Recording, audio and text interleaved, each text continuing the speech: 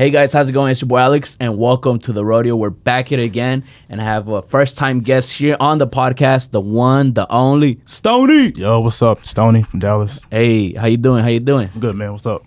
Man, appreciate you stopping by, Friday, and you were able to come through, so I really do appreciate that.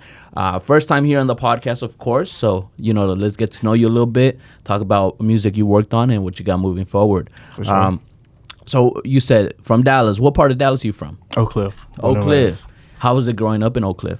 Growing up, it wasn't as tough as people make it seem. Like when you say Oak Cliff, people just think, oh, it's all bad. Shit. Yeah, it's really not all that because there's some good people in Oak Cliff. Like you go around the city, Facts. like Jefferson, Illinois, Keys, Copper Hill, Polk, by Big T.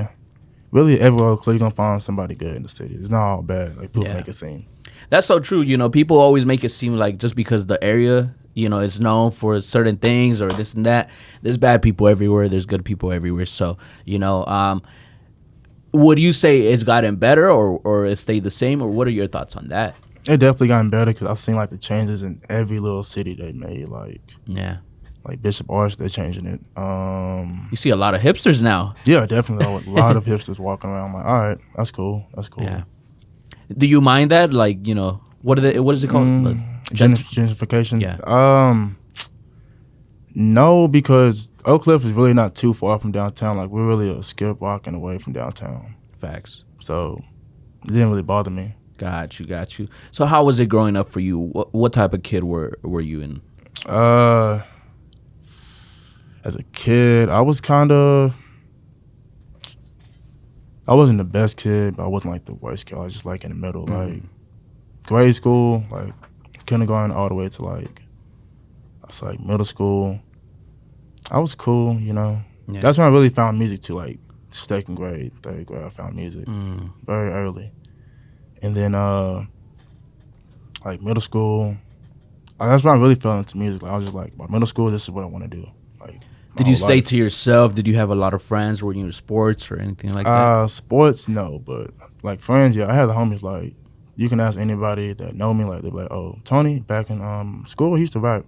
Like, rap in class, freestyle, rap on the bus, lunch, everything. And what you said, second grade, third grade, you got into the love of making music. What made you get into that? Was it just listening to music or, did you have any family members that did music or... First time I heard rap was How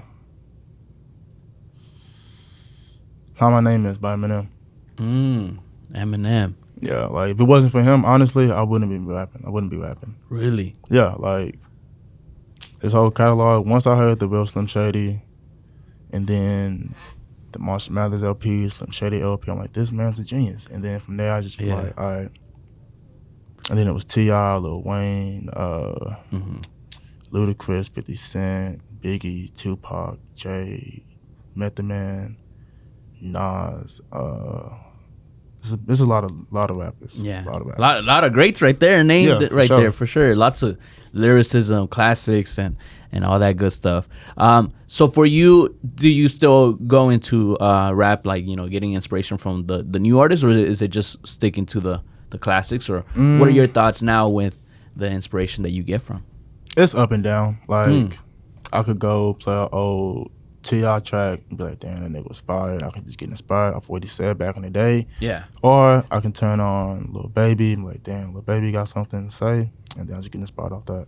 Got you. So, were you just making music, just for the homies and stuff like that? When did you started taking it serious in the sense that you went to like a studio or started recording and putting out tracks? I would say... Seriously, I started taking it like, it was phases. Like when I was 7 to like 13, I was just rapping like songs off the radio. Yeah. And I'll just be like repeating the words back. And then seriously, I started taking it like, once I got into middle school, then that's when I started like writing my own shit, like actually writing down my own songs and then rap battling. Once I started rap battling niggas, I know they really wasn't fucking with me. I knew I could really go somewhere because most people don't really rap battle. Like you have somebody rap battle, they're not gonna rap battle you. Yeah. So I knew if I got rap battle down and I'm writing these raps, then later down the line, it'll fall hand in hand. So it'll fall hand in hand. So seriously, I started taking like high school. Because I went to Duncanville High School. And like, it was so many rap groups in Duncanville. Like, it was, who was it? It was Young Nation at one point. There was a whole bunch of just rappers in Duncanville. Yeah. And I was just like, all right, that's cool. But I just kept doing my own shit. I just kept following my own path. I didn't collab with nobody. Didn't do any features. I just kept doing my own shit. Mm-hmm. And for you, is it because you saw Eminem and stuff like that, and he came up with the rap battles as well? Came up through the rap battles as well? Did you say, you know what? Let me see if I could do this as well, or was it just like, man, fuck it, I'm gonna get into the rap battles? No, the rap battle that started like really before. I would say like around the same times, because my dad, he had like a whole bunch of like beef DVD. Like, remember the beef DVDs back in the day? Yeah. So he had those, and I was like, damn. Cool. So I heard like a little bit. I heard like diss tracks on that. I'm like, what the hell? All these diss tracks going hard. And that would really make me fall in love to like just like the freestyle battle aspect. Because 8 Mile, it was fire, like watching them battle. But my first ever rap was off a freestyle battle. Like at 7, that's the first type of rap I did, was freestyle battle rap. It wasn't a song, just freestyle battle. And since then I was like, if I can freestyle battle at 7, then I can just keep going with it. Any song, any beat, doesn't matter. And you were called with the rap battles? Yeah. Like, even to this day, it doesn't matter to this day. You'll kill it. Yeah, kill it easily. I had a rap battle like, I think a year ago, 2 years ago. And I rap battle dude from Chicago. He was a good dude, you know, but why do you think there's not that, like, you know, with the rap battles? Because like, bro, I've gone to like 2 before. It's crazy, the energy, the, you know, everything about it. But like, people don't push it as much anymore. Is it because people are just like scared to do it, or there's not that many people doing it? What are your thoughts with that? I feel like people are just scared to just not get out there. Like, it really don't take much. It do take a lot to just stand there and let somebody just haul insults at you all day for like minute, 2 minutes, 3 minutes. Some crazy shit being said for like sure. Some crazy shit. I'm like, bro, what? But people can just, you know, get the courage. It will be more rap battles. Yeah.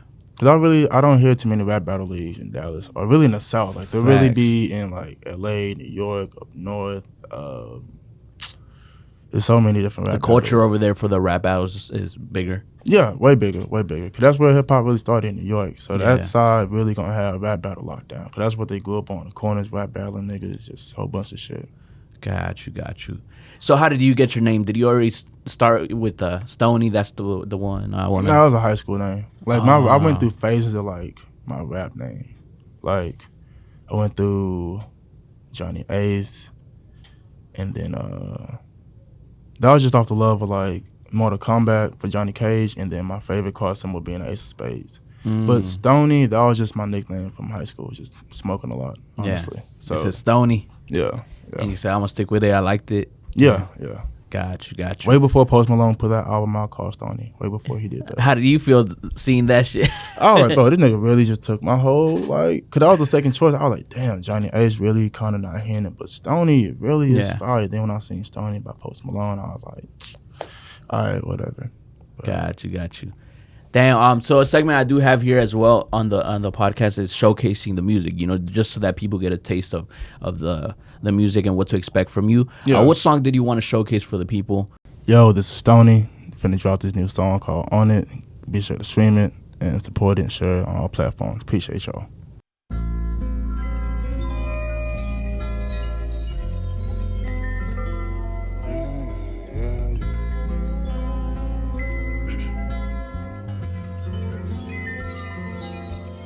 That's why I've been on it. Like a goddamn ghost. I've been ghosting, yeah. I've been so high, feel like I'm floating. Yeah, you niggas know I'm still on it. I'm still. I don't give a fuck, show me my opponent. Yeah, you get smoked, I started rolling like a This one for the fam and the homies. Yeah, bitch, I'm on it. I've been on it, I've been killing my opponent. Yeah, damn, they thought I had to keep on moving. I'm not showing. ain't doing that shit, motherfucker. Now I'm in there, but that I came back. I'm 6'2", I just came back in a fucking 6'4" Cadillac. Yeah, with the dumps. I came back with you chumps. Y'all don't wanna take it there, well, you get slumped. I swear to God, get fucked over, boy, in your bus. I give me no fuss. Like I play for Milwaukee, they want all the bucks. Give me all that money and all the dollars. Fuck with me and I make a girl holler, boy. You better watch out, I want the thriller. I go to Illa, boy. I pull off in a new Illa. Yeah, don't ever fuck with me, cause I pull it. I got the game sold up like a dope dealer. Up in the crack game, up in the 80s. Bob born in the mid-90s. Boy, I feel like Pusha T with the clips I've been grinding. Yeah, and I've been on it like perfect timing, like a grandfather clock. You get smacked cause I keep on going, man. I get this game, you give it what, you give it not. Boy, you thought I could just never show up, oh, boy, I got me them knocked out so I could never keep on going. But I'm stirring this shit up like I'm whipping pots. Yeah, that's real talk, nigga. I've been on it, I've been killing my opponent. I'm too hot, they thought they frozen, they been staying. I've been coasting, I'm real, they home winning. I've been on it, yeah. Got them ghosts, I've been coasting. Yeah, you get smoked, I started rolling. Yeah, boy, don't fuck with me, go like Neo, I'm chosen. You get smoked, I started rolling like a blunt. And this one is for the fam and the homies, oh yeah. And I get smoked, boy, I want my opponent, yeah. Boy, you know what, I'ma just keep on going, yeah. And this is my second time with the rhyme. I keep going with this grind, I keep going with this flow. I'ma show you niggas that I'm not one of these hoes. On social media, posting up on IG. I keep it real with the people I see. Up in person, but they thought they had me alert. But guess what? Nigga, they hurtin'. Cause they tryna get my soul, never that. Boy, I keep on going. Boy, they laying flat on their back cause they pussy. Boy, I keep on going, never shuts me. Yeah, I got too much in this rap game. Passion with the pen. I keep on going in, but they thought I could get so many fucking heavenly flow. But I spit these sin cause I spit these bars like I'm with the devil. Boy, don't ever say you get on my level cause I'm too high like I'm with the Jesus of the rap god. But you know this evil, yeah. But I feel good in my heart. You don't wanna go with me, you don't wanna start. Boy, this is my art. You just trying to disgrace me and I pick your bitch ass apart. I've been on it. Like a goddamn ghost. I've been ghosting, yeah. I've been so high, I feel like I'm floating. Yeah, you niggas know I'm still on it. I'm still on it. I don't give a fuck, so me, my opponent, yeah. You get smoked, I started rolling like a yeah. This one for the fam and the homies. Know who you are, yeah. I've been on it.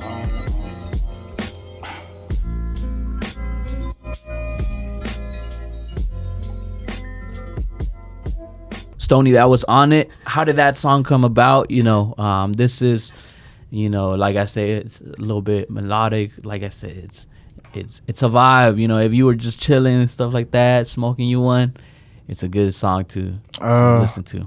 I came up with On It really the same way I come up with every song. I was on YouTube, you know, going through beats, and then I just like, let me just see. When I first heard the beat, it gave me like that real cool vibe. Like just the keys, and then the bass just hit. I'm like, damn, that shit kind of fire.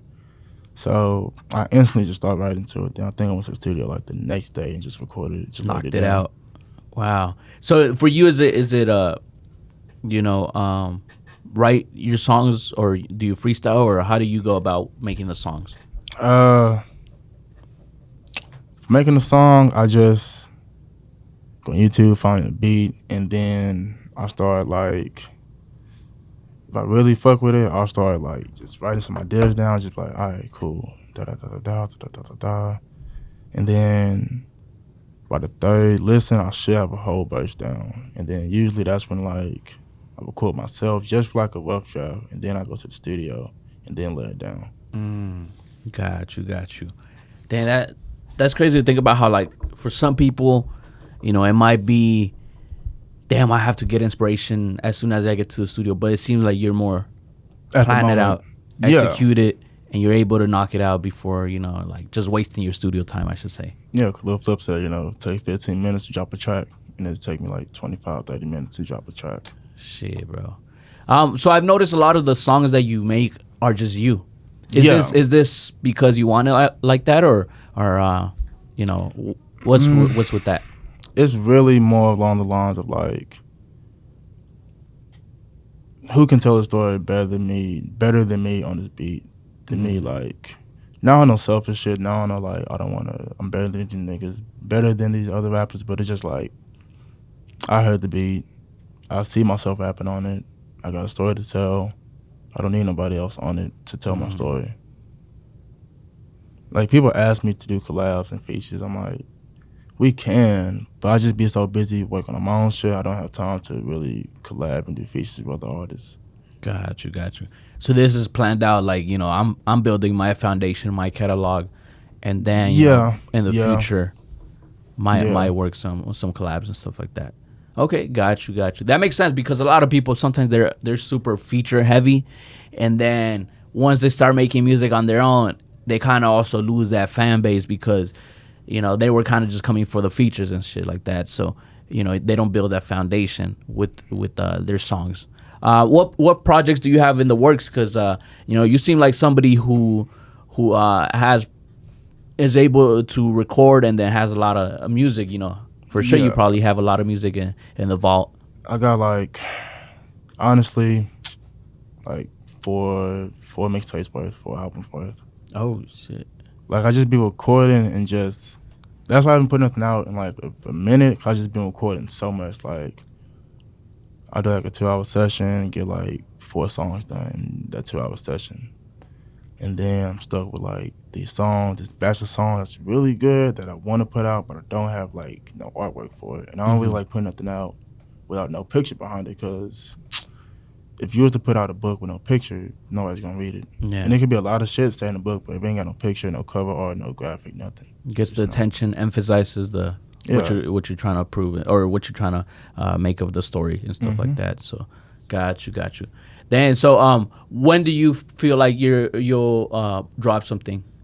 Are you looking till next year, or you know, sometimes around this time frame, lots of people are just like either at the end of the year, or they're already planning for next year and stuff like that. What are your thoughts? Yeah, my layout, my rollout process is like pretty different, because I spend like 3 to 4 months recording, and then I try to give myself 6 months window. So like 3 to 4 months recording, and like the last 2 months going through track lists, adding a little bit vocals, taking stuff out, beat changes, little small shit. And then like by that 6 months, I'll be ready to drop. But as far as me dropping new music, you can expect something before the end of the year, most definitely before the end of the year. Got you. But you still haven't, you know, have a title for it yet or anything? I got a title. Really? I'm either gonna drop Addiction, or I ain't forget. It's looking like Addiction, because it's really just like songs that I had in the vault that I just want to drop and just release to people. Got you. So what's something that really keeps you motivated as an artist, especially as a up and coming and well, you've been doing music for a while. Yeah. But like, what really keeps you motivated? Just the competitiveness. Like, I'm real competitive. Like, I always want to better myself on every beat I do. Like, every track I have, how can I make this better than the last one? That's really what I try. That's really what drives me. Competitiveness. Really just gaining the respect of all the other rappers. Just gaining like a lot of respect, and just being like, that man Stony, he can rap his ass off. And my family, really, that's it. Got you.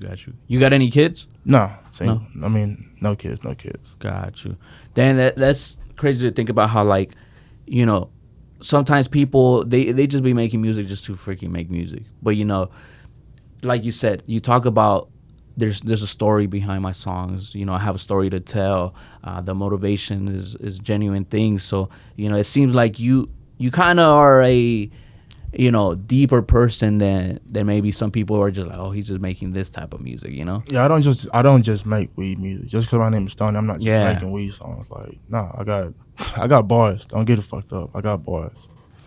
So how has your relationship been with the Dallas rappers here? Or what are your thoughts on the Dallas scene? What can we do better? What do you like? What do you dislike? for one, I really don't listen to Dallas rappers. Like, no disrespect to y'all. Y'all doing your thing. You know, that's cool.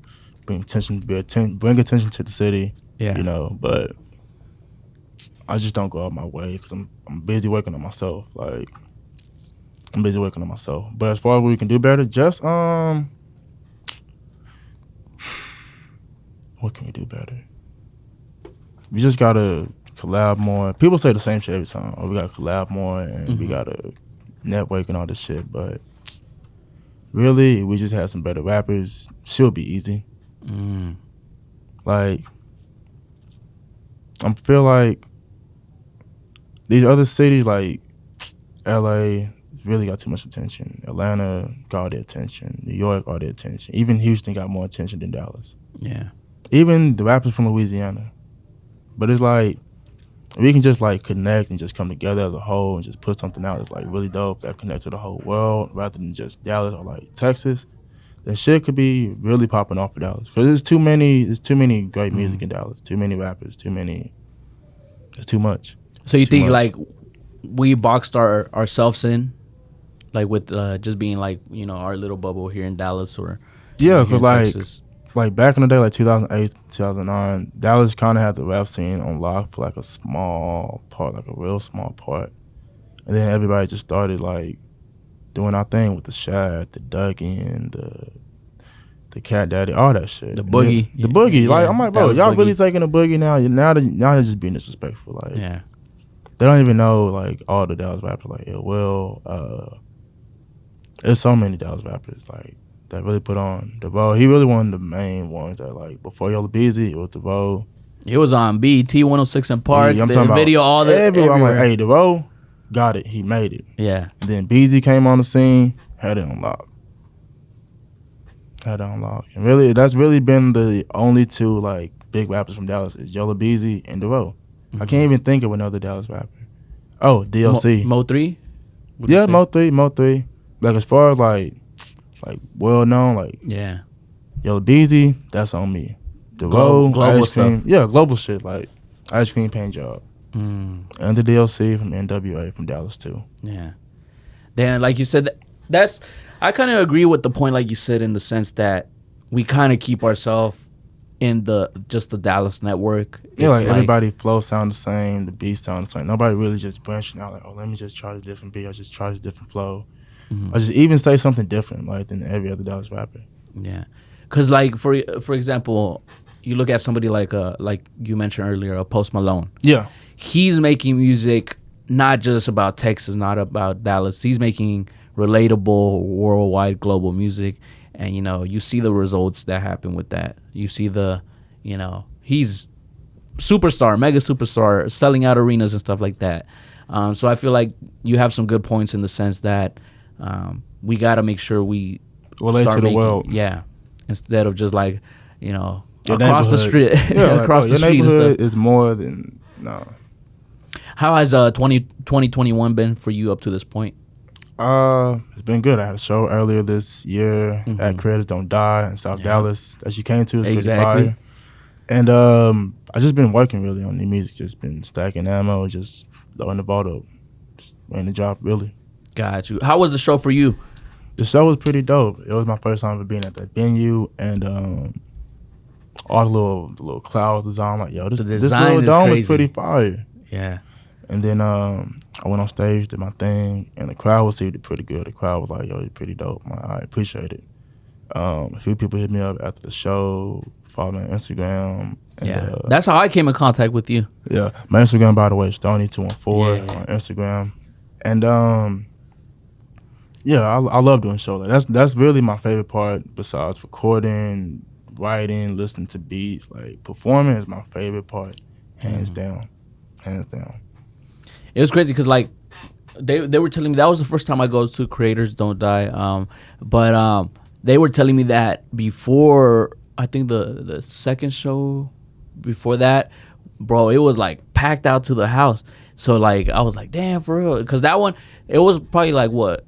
Like 150, 200 people? Yeah. You would say? Yeah. Yeah, so, like, it just varies on who really is the I guess headliner and stuff like that. Yeah. But you know, the people that were there, they did show a lot of love to the artists, especially, you know, artists maybe they didn't know, you know, the vibe. As soon as the artist, a lot of energy, great show, bro, people will come up to them and be like, man, you did your thing and stuff like that. Yeah. So you said that was your first show, or you've done a couple shows before? No, I've done a few shows actually. With that promoter from Courage Don't Die, it was like 4 shows we did together. I did a show. I went on tour a few years ago with one of Waka Flocka artists. Oh shit. Yeah. I went to Houston, and then I went to the Green Elephant off of Dyer Street by SMU Boulevard. Yeah. And I had a show in Fort Worth at one point. So I've done a few shows here and there. How do you see the crowds in different areas compared to here in Dallas? Like in the sense of, because I have friends that are artists as well, and they be doing shows, and they always tell me like, bro, San Antonio be showing so much freaking love, like it's crazy, this and that, or like they'll go to, you know, certain areas and like, bro, that shit was dead, like, bro, they didn't give a fuck about, you know, the artist, this and that. What are some areas that you've gone to that you're like, bro, they showed a lot of love to me? South Dallas. I went to Houston, showed me love, and that's really just South Dallas and Houston. Yeah, Houston came out.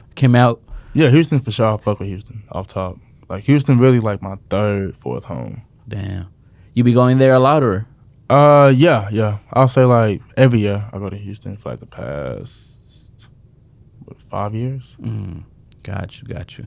That's dope. What is a big accomplishment that you've had in the music that you're just like, damn, I look back on it, it's like, damn, I really did that shit?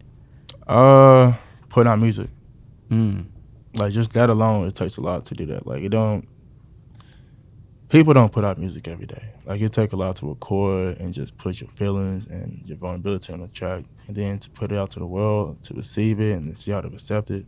It's a lot. It's really a lot of stress, honestly. But I would say putting out music, and then just steady keep going with it. Like there's been a time when I wanted to quit, but I told myself like, this is really the only thing I'm good at. Like I can't quit at this. I can't. What's been your favorite track you ever released up to this point? Because maybe in the future you have a different one, but you know, a track that you don't even think about it, you're like, damn, that's the one that I love. I'm not gonna lie, it kind of. I got like 5. Oh shit. Yeah. Swisher. That's off. Maybe That's a Reason. I got Hard. That's all these songs are off SoundCloud, by the way. Okay. Swisher, Hard, Time With You. What else? The new song On It I'm finna drop. Yep. And 5 would have to be I wanna say Circle of Influence. And Circle of Influence, Swisher, and those are all off of Maybe There's a Reason. But Time With You, Hard, and On It are just singles. So, damn, that's crazy. Like, whenever I ask this, lots of artists, they're just like they don't know. But for you, it seemed like you were like, bro, whenever I made this project and these singles, like, you know. Because I remember every moment, like, I record. Like, I remember what stage of life I'm at, like, what stage of, like, recording I'm at, how long it took. What makes those special? Really, what I'm saying in the beats, like, every beat is different. Like, Hard is like a club banger beat. Yeah. Swisher is pretty cool. And my beat, like, my music is up and down. You have, like, your crunk song, like, you turn up, and then, like, smoking songs, vibing songs. Yeah. But Hard, club banger. Swisher, laid back, jazzy vibe. On It, super cool, super melodic, chill, smooth. What else? I said Time With You. It's a remix to this artist named Josiah. He fucked with Travis Barker, and he got this song called when I'm gone and I heard that, I was like, bro, that was pretty fire. So I just made my own remix. It's really slow, like you wouldn't expect it, but it got like a hard beat drop to it. And Circle of Influences, I went through the tube. I found that beat is like real, like conscious, like real spacey. And for you, like you said earlier, it's kind of like hearing the beat. You're just like, it puts you in that zone of making that type of music. Yeah. Got you. That's dope, man. Who are some you would say like your top 3 artists you would love to collab? You know, once you get to that situation where like you could contact anybody. Top 3 artists. Top 3. That's tough, man. If I ever could, Eminem. Oh shit. Number 2, Kendrick. 3. I thought Kendrick was done making music, but he's been dropping on what's the album that just barely came out? Baby Keem? His cousin album, The Melodic Blue. Yeah. Nah, Kendrick, he not. I don't think he really gonna be done making music. Like he'll probably just have like some unreleased shit, but like being done with making music, no, he gonna have his hand. I feel like in music in some way, form, or fashion. And the 3rd artist I want to work with.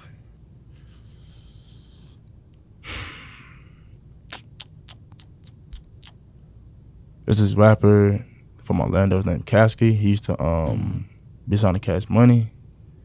And I went to his show like in June. I've been a fan of the dude since like 2011, 12. And that's Kasky. like, how does he look? Is a white dude tatted up? Yeah, I know who you're talking about. Yeah. I know who you're talking about because on YouTube I'll see his vlogs and I was like, he was a cool dude, like, you know, good energy, always having fun and stuff like that. That dude is fire. I went to his show and it was the night before my birthday. And it was at Green Elephant. Yeah. And I'll say like I was the most livest dude up there at the show. And he walked up to me. I went to the bar after the set. And he walked up to me. And I was like, what the fuck? And he said, hey, I love your energy, dude. You brought a lot of energy to the show. I needed that. And he said, you want to kick it with me in the back? I'm like, what? All right, bet. Let's go. Less, bro. Oh, God. So I went back there. Yeah. And we didn't kick it right away because he had a whole bunch of fans over there wanted to see him and shit. Yeah. So I talked to his homeboy, Click Clack, that he rapped with from KPE. And we chopped it up for a bit. And then I'm finna dip. And went outside, chilled for a bit, waited for my ride. Then he came out again. He seen me at the door. I'm like, I'm finna dip. I appreciate you coming to my show. He said I remind him. He said I'm pretty genuine. He said I'm a genuine dude, and I remind him of his friend. Oh, and I'm like, I appreciate that a lot, man. Yeah. And me and him, like, we chat through Snapchat and shit just through over the years. You're a real cool dude. That's dope to hear because, like, you would think, you know, sometimes these big artists or they get a little fame. Headed. Yeah, like. And they just, like, fuck everybody, you know. But for him to approach you and be like, bro, I fuck with your shit, like, you know, that tells a lot about his character. Yeah, because he's a real genuine dude. Like, people say, like, oh, they see him as, like, this fake white rapper. I'm like, nah, dude, he really about that life. No cap. Yeah. Like, because, I still remember seeing his vlogs, like, whenever he was up and coming, and then... Making with Kasky? Yeah. Seeing his vlogs and him signing the deal and all that good stuff, like, that's crazy to think about. Kasky with a fade, fire. Yeah. That shit's crazy, bro. That brought back memories of, like, just, you know, the YouTube black hole you get into. You're like, wait, who's this? And God, that's how I really found out, like, a lot of these artists, like, for example, like G-Eazy. Yeah. I was going through, like, I was looking up Eminem song. Then I seen G-Eazy pop up. And I'm like, what the fuck? Yeah. And then I played G-Eazy shit. I'm like, it was Almost Famous. I seen G-Eazy pop up. Because they got the same song, Almost Famous. And you said, what the? Who's this? Yeah, and then since then, I'm a G-Eazy fan. That's what happens, bro. Sometimes, like, the YouTube algorithm, they be knowing exactly what you might fuck with. Hey, for recommended be fire. They got you on recommended. For sure. Do you ever plan to sign a deal, or do you want to stay independent? Do you have any management deals, or what's your situation? I'm independent. I'm signed everything by myself. I do distribute through United Masters. Oh, United Masters, yeah. And but as far as like any record deals, I got approached from the A&R at I think Columbia Records. They got like David Guetta. Yeah. They got like a whole bunch of different type of artists. It's pretty big. Yeah, pretty fucking big. Yeah. Pretty fucking big. But as far as like signing deals, there's no deals on the table right now. But if I could sign to anybody, it's like a few labels I was signed with. Like Interscope, I fuck with Interscope. So you're not opposed to signing a deal, like if the situation comes up? If the money's right, if the situation right, if I get what I want as an artist out of it, then we can talk.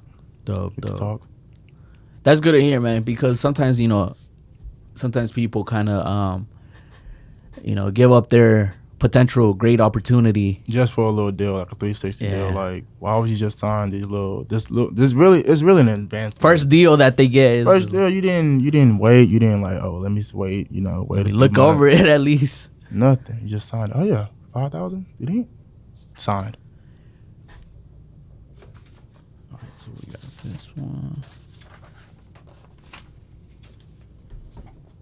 So here in Dallas, it's been pretty crazy with the situation with rappers getting killed and stuff like that. There was a 10-day span. There was like 3 rappers killed in Dallas. Do you ever fear being an artist here in Dallas? Especially the bigger that you get. Do you ever fear that? No, I just stick to myself, really. Like, I don't give off that energy as like a confrontational dude to where somebody got to pull up on me and it's a confrontation or some type of bullshit. Yeah. So, but my homies be telling me, hey, get you a gun, because they just legalized the gun law in Texas. So, everybody got a strap on them.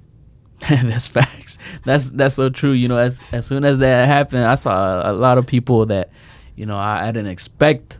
But shit, you just never know. Yeah. Especially you get a little too comfortable, and that's whenever situations does happen. But that's true that the type of music, like you said, it's your story. You're not talking about smoking on this pack or dead ops this and stuff like that. So it's not the type of energy that you're putting out. So that's good to hear. I'll be too high really to be talking about that shit. For sure.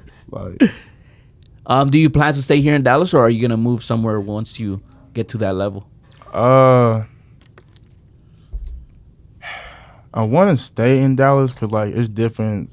It's a lot of different areas, in Dallas, like a lot of different little sections in Dallas that you can just whole metroplex out here for sure. Yeah, but like out of state, I would say LA just for like creative purpose and like music, not for like.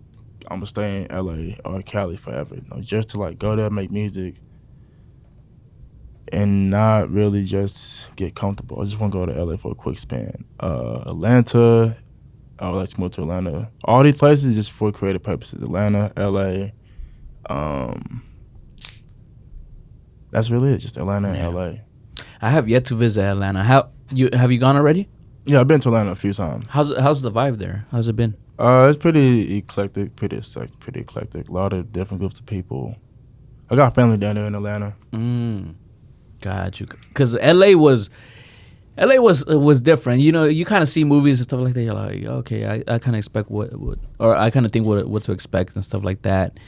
But for me, it felt like Little Mexico, bro. Yeah, I've never been to LA. LA felt like Little Mexico. I saw so many of my Mexican brothers and sisters out there.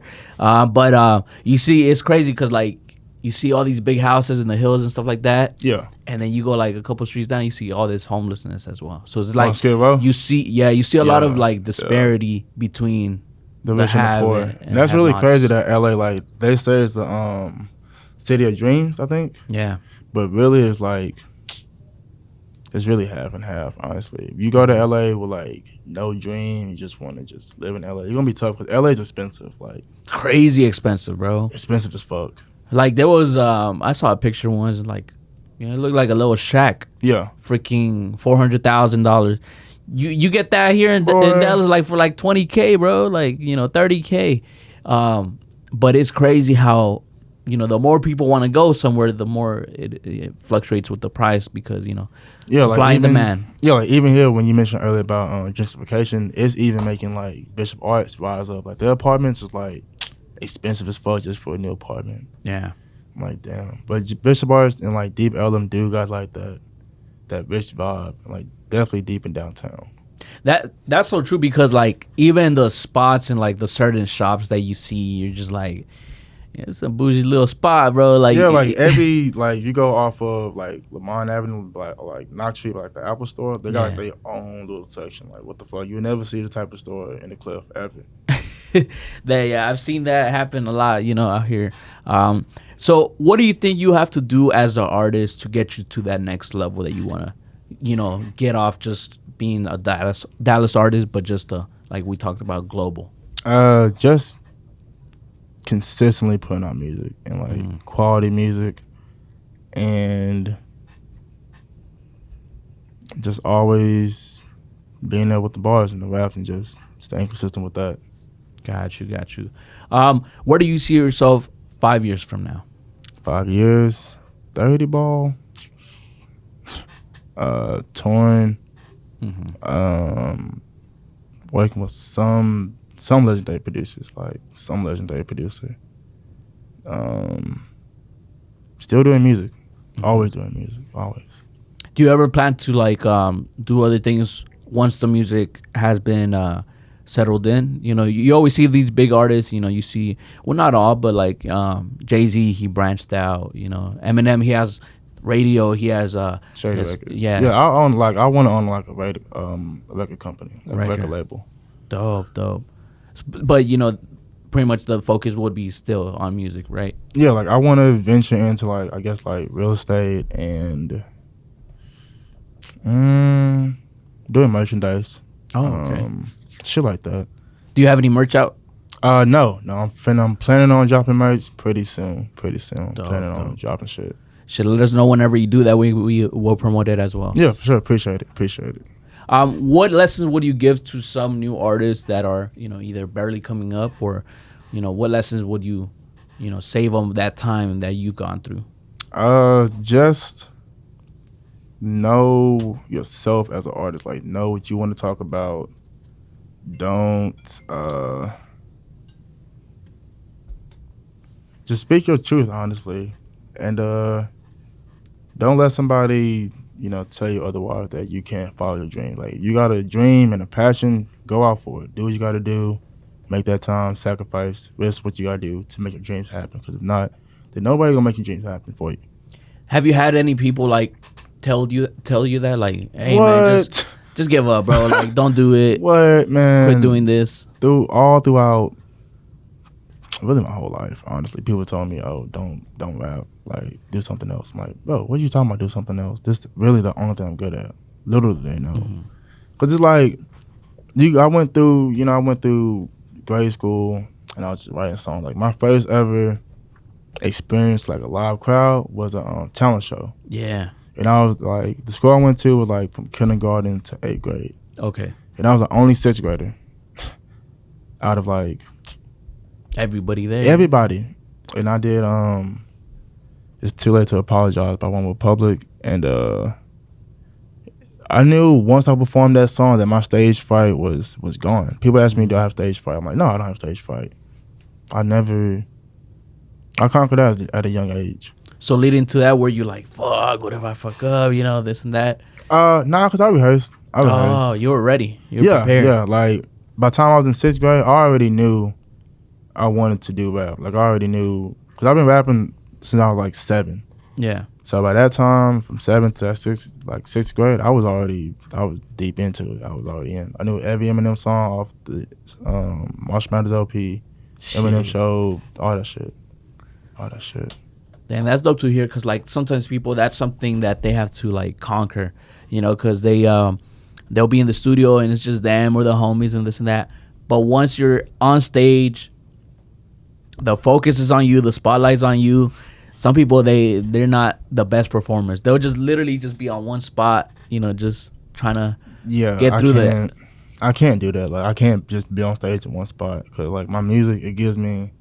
I got too much energy when I write it. Like, I just feel a certain way. Like, I'm like, oh shit, fire. So I know if I'm feeling it, then when I'm performing, people gonna feel it. So then that means I gotta give them. Yeah, they give me their energy, I'm gonna give it right back. And like, I don't like standing on stage. Like, I be jumping down. I'll jump down, and I want to feel the energy of the crowd. Like, I want to feel the energy of the room, and see people's face like, oh, this dude really just jumped down on stage to come rap. Like, yeah, I'm gonna give you a show. I'm gonna give you a fucking show, off top. Damn, that's dope to hear. Any potential shows that you have before the year ends? Not lined up right now. I'm just really focusing on dropping on the project. Yeah. Got you. So once it's all said and done, what is the legacy you want to leave behind?